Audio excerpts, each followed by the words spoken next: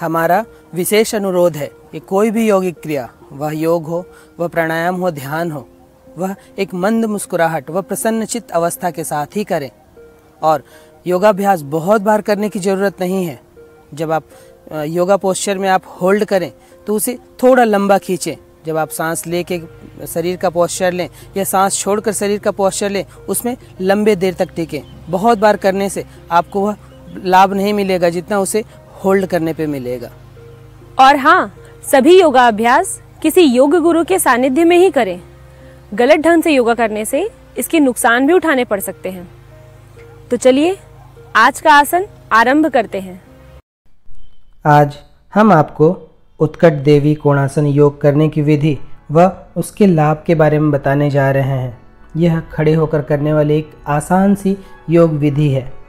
उत्कट देवी कोणासन करने के लिए सबसे पहले दोनों पैरों पर खड़े हो जाएं।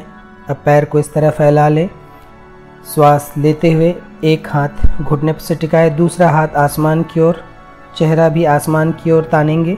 3 से 4 सेकंड रुकने के बाद सामान्य स्थिति पर श्वास छोड़ते हुए फिर यही क्रिया दूसरे पैर के साथ भी करें।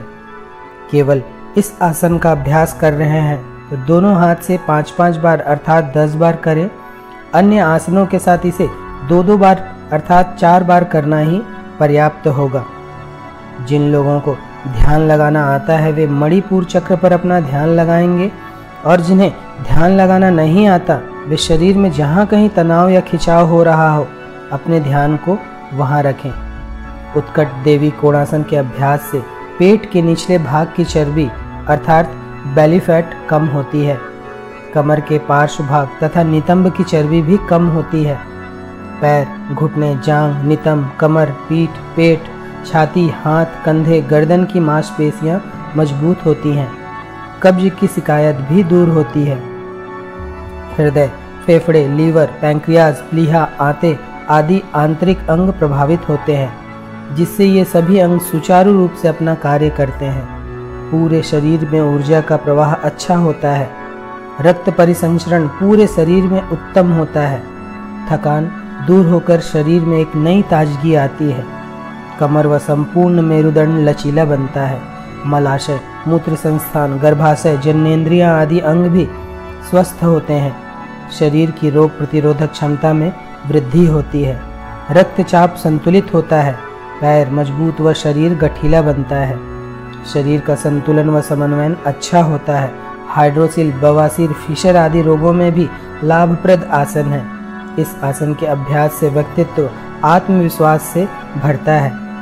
चूँकि इस आसन में एक शक्तिशाली देवी के रूप में शरीर एक कोण लेते हुए एक मुद्रा लेता है, इसलिए इसे उत्कट देवी कोणासन कहते हैं, जहाँ उत्कट का अर्थ शक्तिशाली होता है। उत्कट देवी कोणासन के अभ्यास से मणिपुर, स्वाधिष्ठान, अनाहत, मूलाधार चक्र स्वस्थ, संतुलित व सक्रिय होते हैं। घुटनों के गंभीर रोगी, नितंब की चोट से ग्रस्त व्यक्ति, स्लिप डिस्क या अन्य किसी गंभीर मेरुदंड के रोगी इस आसन का अभ्यास न करें। गर्भवती महिलाएं 6 महीनों के बाद इस आसन का अभ्यास न करें। जिनकी पिछले 1 वर्ष में कोई सर्जरी हुई हो वे भी सावधानी पूर्वक इस आसन का अभ्यास करें। उच्च ज्वर की अवस्था, कमजोरी या अन्य किसी गंभीर बीमारी की अवस्था में भी इस आसन का अभ्यास न करें। उच्च रक्तचाप, वर्टिगो या चक्कर के रोगी भी सावधानी पूर्वक इस आसन का अभ्यास करें। तो यह था उत्कट देवी कोणासन योग करने की विधि व उसके लाभ।